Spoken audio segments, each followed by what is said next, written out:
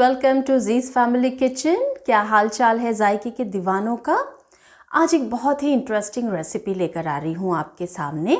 और जब हम ये रेस्टोरेंट्स वगैरह में खाते हैं तो ऐसे लगता है कि पता नहीं इसमें क्या क्या डला होगा, कैसे बनी होगी। लेकिन ये बहुत ही सिंपल तरीके से बनाई गई रेसिपी होती है और इसमें अपने ही जो खुद जो मेन इंग्रेडिएंट है उसका फ्लेवर और साथ में कुछ मसालों का फ्लेवर होता है। और उस रेसिपी का नाम है दाल मखनी। दाल मखनी हम ऑर्डर करते हैं तो साथ में लगता है लच्छा पराठा, नान, ये सारी चीज़ें या ये रोटियां हमने इसके साथ खानी चाहिए।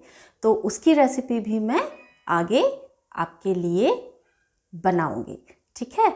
तो पहले चलते हैं फर्स्ट स्टेप पे, जिसमें मैं आपको पहले दिखाऊंगी कि जो दाल होती है उड़द की साबुत दाल, उसे धोए कैसे जाती है, क्योंकि उसके जो छिलके होते हैं वो निकलते हैं, कलर निकलता है। तो आपके लिए मैंने ये रात में ही भिगो के रख दी थी और अब मैं इसे आपको बताती हूँ कि इसको धोना कैसे है, फिर हम इसको उबालने का तरीका भी आपको मैं बताऊँगी। चलें फिर हमारी दाल के पास। तो ये है साबुत उड़द की दाल, जो कि बेसिक इंग्रेडिएंट होता है हमारी दाल मखनी का। इसे मैंने रात भर भिगो कर रखी थी और इसके साथ मैंने थोड़ा सा राजमा भी भिगो दिया है। कहीं कहीं जब आप खाते हैं तो उसमें काले चने भी आपको नज़र आते हैं, थोड़े से राजमा भी नज़र आते हैं, तो इसीलिए मैंने इसमें थोड़ा सा राजमा, ये मैंने अराउंड 1/4 कप, सबसे छोटा कप जो होता है वो मैंने डाला था सूखा हुआ। तो ये अभी फूल कर या भीग कर ऐसे हो गया है, मतलब हाफ कप हो गया है। और ये रही हमारी भीगी हुई उड़द की दाल। ये देखो, ये इस तरीके से होती है। अब इसे हमने रनिंग वाटर में खूब अच्छे से घिस घिस कर धोना होता है, क्योंकि इसके जो छिलके होते हैं उनमें कलर होता है, तो वो कलर या उसका जो ब्लैकिश पना है वो सारा निकल जाना चाहिए। तो अभी ये मैं 4 से 5 बार इसको अच्छे से धोऊंगी।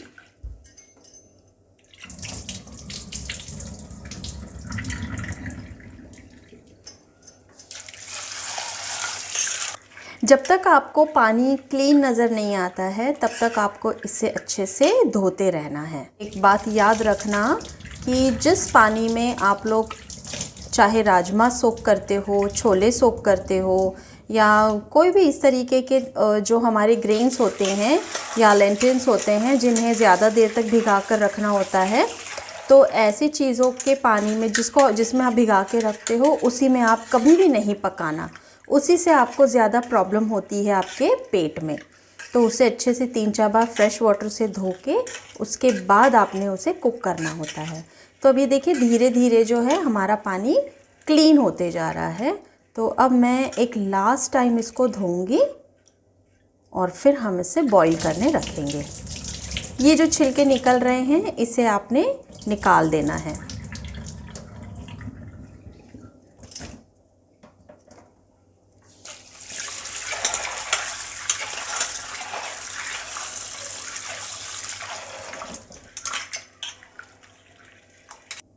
तो ये दाल मेरी धुल चुकी है, राजमा भी मैंने धो दिया है। अब बारी आती है इसे हमें कुकर में डालने की। तो अभी हम इसे कुक करने के लिए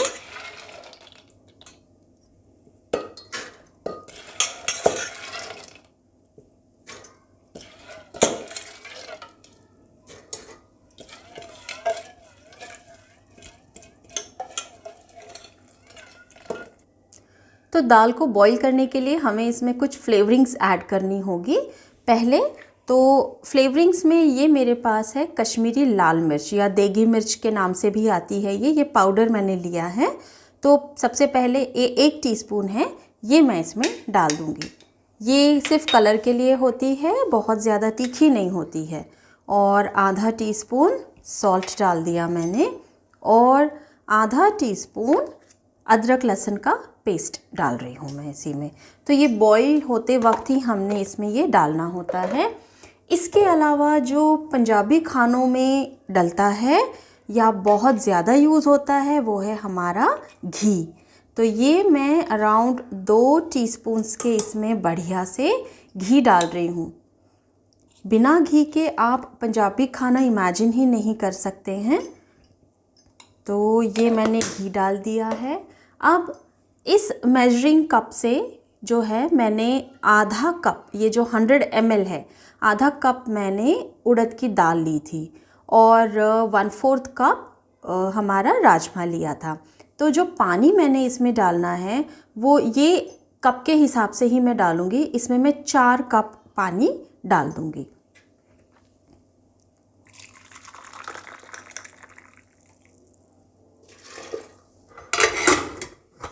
तो अब ये हमने रख दी है उबलने के लिए। अब दाल मखनी को कैसे उबाला जाए? नॉर्मल दाल की तरह नहीं होती है ये। इसे हम पहले हाई फ्लेम पे 1 सीटी देंगे और उसके बाद में, जैसे फर्स्ट सीटी आने के बाद में, आप इसे लो फ्लेम पे कम से कम 20 से 25 मिनट तक पकने देंगे। दाल मखनी का मतलब ये नहीं है कि इसमें भर भर के मक्खन या बटर डाला जाता है, बल्कि इसका टेक्सचर, जो इसका जो लुक होता है वो बिल्कुल मलमल की तरह या मलमली टाइप होता है। मतलब बिल्कुल मस्का वाला इसका दिखने वाला जो लुक होता है, उसके लिए इसे दाल मखनी कही जाती है। तो अब ये बॉईल करूँगी मैं और फिर मिलते हैं जब हमारी दाल पूरी तरीके से बॉईल हो जाएगी। उसके बाद हमें क्या क्या करना है। तो ये 25 मिनट के लिए मैंने इसको रखा था फर्स्ट विसल के बाद लो फ्लेम पे। अब हम इसे खोलकर देखते हैं। प्रेशर ड्रॉप हो चुका है और देखते हैं कि हमारी दाल ठीक से गली है या नहीं। तो ये देखिए, ये मैश तो हो गई है अच्छे से। अब आगे का जो स्टेप है उसके लिए हमें चाहिए होता है ये पोटैटो मैशर। पोटैटो मैशर ना हो तो फिर आप जो जैसे दाल घोटने वाली आती है, रई आती है, उससे भी आप इसे स्मूथ कर सकते हैं। दाल मखनी जो है वो जब गांव में बना करती थी, खासकर पंजाब में, तो वो अंगीठी पे वो लोग उसे चढ़ा दिया करते थे। रात भर दाल पकती रहती थी और सुबह तक वो पूरी अच्छे से गल जाती थी। तो बट अभी लोगों के पास इतना टाइम है नहीं, ना ही हम शहरों में अंगीठी जलाते हैं, तो इसीलिए कुकर हमारा ये काम कर देता है। तो अब ये अच्छी तरीके से मैंने इसे मैश कर दिया है। और इसमें मज़े की बात यह है कि कोई तड़के तुड़के की ज़्यादा ज़रूरत नहीं पड़ती है। इसी में अब हम सारी चीज़ें ऐड करते जाएंगे। तो मैं ये फिर से मैंने गैस ऑन कर दी है। अब इसमें मैं बची हुई हमारी जो इंग्रेडिएंट्स है वो मैं डालूँगी। जैसे कि ये मैंने 2 टमाटर की प्यूरी बना के रखी हुई है और इसी में मैंने 2 टेबलस्पून टमेटो केचप भी डाला है। तो ये जाएगा हमारी दाल में। ये बहुत ज़्यादा गर्म हुई नहीं है, फ्लेम लो कर दिया है मैंने। अब इसी में मैंने 1 कटोरी में जो है 1/4 कप मलाई, थिक क्रीम जो होती है, वो मैंने डाल के रखी हुई है। और इसी में मैंने जस्ट पिंच, एक चुटकी भर मैंने इसमें जायफल का पाउडर और जावित्री का पाउडर ऐड किया है, वो मैं अब इसमें डाल दूंगी।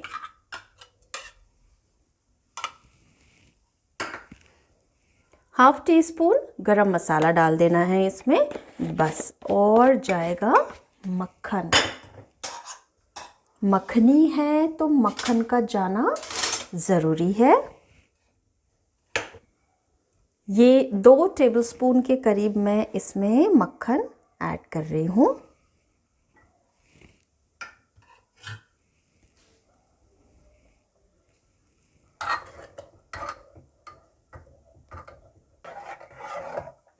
तो अब ये जो है कहानी यहाँ ख़त्म नहीं हुई है। अब इसे और हम 10 से 15 मिनट तक इसी तरह लो फ्लेम पर कुक करेंगे, ताकि ये जो सारे इसके फ्लेवर से वो एक दूसरे में अच्छे से मिक्स हो जाए। मार्केट में या फिर बाहर जो आप खाते हैं रेस्टोरेंट्स वगैरह में, उसमें कलर ऐड किया जाता है रेड कलर का, जिससे वो थोड़ा सा रेडिश हो जाती है। अगर आपको लगता है कि ये दाल का कलर अभी आया नहीं है, तो आप इसमें कश्मीरी लाल मिर्च, कश्मीरी देगी मिर्च जो होती है, जो बहुत ज़्यादा तीखी नहीं होती है, वो आप इसमें और ऐड कर सकते हैं। बट इसको पहले आप अच्छे से कुक करेंगे, उसके बाद ही अगर आपको लगता है कि इसका कलर नहीं आया है तभी आप इसमें ऐड करना। तो ये 15 से 20 मिनट तक ये बड़े अच्छे से पक चुकी है दाल हमारी, और बहुत अच्छे से गल चुकी है, सारे फ्लेवर्स मिक्स हो गए हैं क्योंकि खुशबू बहुत अच्छी आ रही है। बस अब क्या करना है कि अभी हम इसे नहीं परोसेंगे, इसके फ्लेवर्स जो है वो पूरे इसके अंदर ही रहना चाहिए, इसीलिए मैं इसे करीब आधे घंटे के लिए ढककर, मतलब कुकर का ढक्कन लगाकर हम इसे छोड़ देंगे और फिर हम इसे सर्व करेंगे। तो ये लग गया ढक्कन और हम इसे आधे घंटे के लिए ऐसे ही छोड़ देते हैं।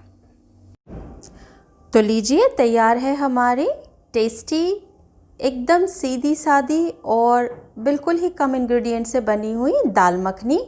आप भी ट्राई कीजिए और ज़रूर से बताइए कि कैसी बनी, और लाइक शेयर कमेंट करना ना भूलें।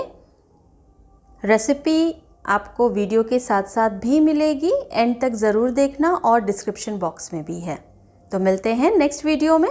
बाय।